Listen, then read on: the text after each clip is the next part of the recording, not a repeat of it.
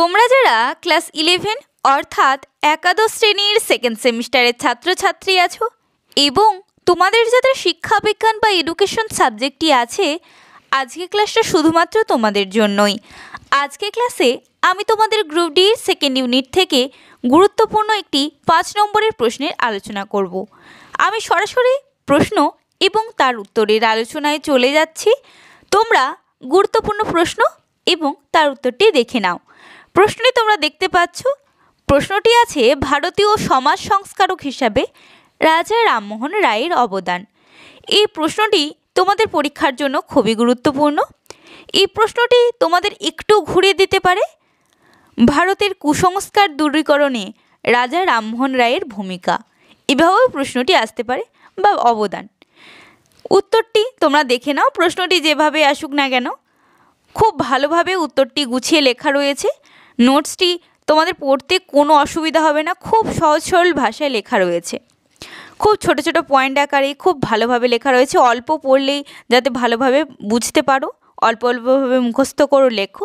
অবশ্যই এই প্রশ্নটি পরীক্ষায় আসলে অবশ্যই লিখে আসতে পারবে, তার জন্য একটু পড়তে হবে। উত্তর তোমরা দেখে নাও উত্তরটা। অন্ধবিশ্বাসে আচ্ছন্ন ভারতবাসীর অন্ধত্ব দূর করে সমাজ সচেতন, দেশপ্রেমিক, প্রাচ্য পাশ্চাত্যের শিক্ষার সমন্বয় সাধনকারী রাজা রামমোহন রায় কুসংস্কার মুক্ত ভারত গড়ার জন্য ব্রতী ছিলেন। তিনি বিশ্বাস করতেন প্রাচ্য ও পাশ্চাত্যের সমন্বয় ধারায় নতুনত্ব আসবে। বিজ্ঞানমুখী চিন্তায় ভারতে অজ্ঞতা কুসংস্কার দূর হবে। তাই সমাজ সংস্কারক রামমোহনকে বা সমাজ সংস্কারক রাজা রামমোহন রায়কে ভারতীয় সংস্কৃতির দূত বা মর্নিং স্টার অফ ইন্ডিয়া বলা হয়।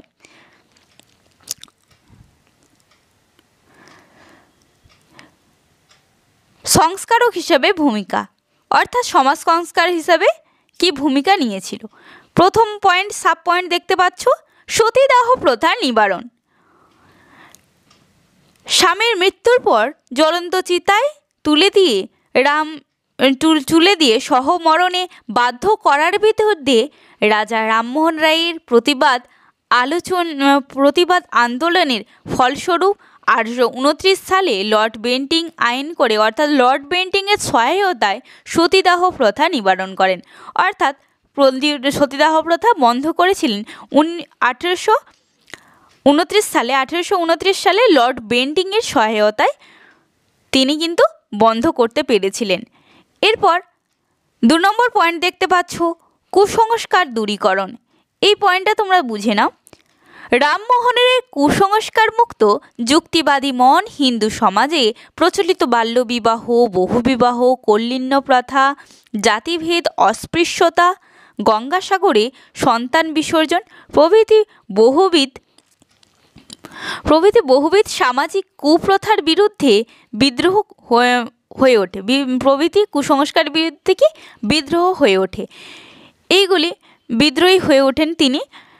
এইগুলি নিবারণের জন্য, অর্থাৎ এই সমস্ত কুসংস্কার কিন্তু দূর করার জন্য তিনি কি করেছিলেন, সংবাদপত্রের মাধ্যমে প্রতিবাদে সোচ্চার হয়েছিলেন। অর্থাৎ সংবাদপত্রের মাধ্যমেও কিন্তু তিনি এই কুসংস্কার মুক্ত সমাজ গড়ে তোলার চেষ্টা করেছিলেন। এরপর 3 নম্বর পয়েন্ট দেখতে পাচ্ছ, নারীদের সামাজিক মর্যাদা প্রতিষ্ঠার প্রচেষ্টা। শুধু নারীর জীবন নষ্টই নয়, অর্থাৎ নারীর জীবনে যে নষ্ট হওয়ার পেছনে যে এই অন্ধ কুসংস্কার দাঁড়িয়ে ছিল, তার জন্য তাকে রক্ষা করার জন্য তিনি ব্রতী হয়েছিলেন। কিভাবে ব্রতী হয়েছিলেন? নারীর মর্যাদা রক্ষায় সহকারে, তার মর্যাদা রক্ষা সহকারে তিনি তাদের সমাজে প্রতিষ্ঠা করার চেষ্টা করেন। তিনি নারী পুরুষ সমানাধিকার প্রতিষ্ঠা, বিধবা বিবাহ প্রচলন,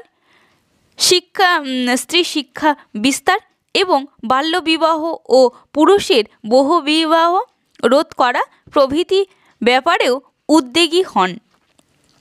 তিনি কিন্তু বিধবা বিবাহ প্রচলনেও কিন্তু উদ্যোগী হয়েছিলেন, কারণ তার নিজের ছেলেকেই কিন্তু পরবর্তীকালে এক বিধবার সাথে কিন্তু বিয়ে দিয়েছিলেন।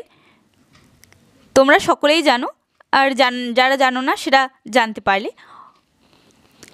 এমনকি স্ত্রী শিক্ষার উন্নতির জন্য তিনি কিন্তু অনেক কিছুই করেছেন। অনেক স্কুলারে তিনি চেষ্টা করেছিলেন যাতে স্ত্রীরা সমাজের অন্ধকার কুসংস্কার থেকে বেরিয়ে এসে নারীরাও তারা শিক্ষিত হতে পারে, পুরুষের সমান তারা শিক্ষিত হতে পারে। এরপর 4 নম্বর পয়েন্ট দেখতে পাচ্ছ, জাতিভেদ প্রথার বিরোধিতা। রামমোহন রায় সমাজের জাতিভেদ প্রথার তীব্র বিরোধিতা করেন। তার মতে জাতিভেদ প্রথা সমাজে শ্রেণী বিভক্ত সমাজ গড়ে তোলে। তাই জাতীয় ঐক্য প্রতিষ্ঠার জন্য তিনি জাতিভেদ প্রথার বিরোধিতা করেছিলেন। নারী শিক্ষা 5 নম্বর পয়েন্ট। সমাজে বিশেষ অগ্রগতি ঘটাতে হলে নারী শিক্ষা দরকার। অর্থাৎ নারী শিক্ষার যদি না অগ্রগতি ঘটে তাহলে কিন্তু সমাজ পিছিয়েই থাকবে। নারীদের কিন্তু শিক্ষিত করতে হবে। তৎকালীন সময়েও কিন্তু এই ভাবনা রাজা রামমোহন রায়ের মধ্যে এসেছিল। নারী শিক্ষা ছাড়া সুস্থ সমাজ গড়ে উঠবে না। সর্বস্তরে নারী মুক্তি আন্দোলনের তিনিই যোগ্য পুরুষ। এরপর 6 নম্বর পয়েন্ট দেখতে পাচ্ছ, সংবাদপত্রের স্বাধীনতা। ইংরেজ শাসিত ভারতে সংবাদপত্রের স্বাধীনতা কেড়ে নেওয়া হয়। নবজাগরণের কাণ্ডারি রামমোহন বা রাজা রামমোহন রায় সেই সরকারি নীতির বিরুদ্ধে প্রথমে সুপ্রিম কোর্টে ও পরে প্রিভি কাউন্সিলে প্রতিবাদ করেন। এরপর তোমরা 7 নম্বর পয়েন্ট অর্থাৎ আজকের ক্লাসের শেষ পয়েন্ট এই নোটসের তোমরা দেখে নাও। 7 নম্বর পয়েন্ট কি দেখতে পাচ্ছ, একেশ্বরবাদের প্রচার। সমাজ সংস্কারক রামমোহন মানুষকে কুসংস্কার ও ধর্মের গোঁড়ামি ও কুফল সম্বন্ধে অবহিত করতে 830 সালে ব্রহ্ম সমাজ গড়ে তোলেন। সেখানে একেশ্বরবাদ প্রচার করা হয়েছিল বা সেখানে কি প্রচার করেছিলেন এই একেশ্বরবাদের। এই ছিল আজকের ক্লাসে তোমাদের গুরুত্বপূর্ণ একটি 5 নম্বরের প্রশ্নের আলোচনা। ভালো লাগলে অতি অবশ্যই একটি লাইক করো, একটি কমেন্ট করো, কারণ তোমাদের যদি ভালো লেগে থাকে অবশ্যই সেটা কমেন্টে জানাও। আর কোন কোন প্রশ্নের দরকার বা প্রয়োজন সে সম্বন্ধেও তোমরা জানাতে পারো কমেন্টে। অবশ্যই তোমরা এই নোটসটি বন্ধুবান্ধবদের মধ্যে শেয়ার করে তাদেরও একটু বিষয়বস্তুটা জানার সুযোগ করে দেবে, কারণ তারাও যাতে এই সহজ সরল নোটসটা পড়ে পরীক্ষায় ভালোভাবে নাম্বার লিখে আসতে পারে নোটসটি। এই ছিল আজকে ক্লাস।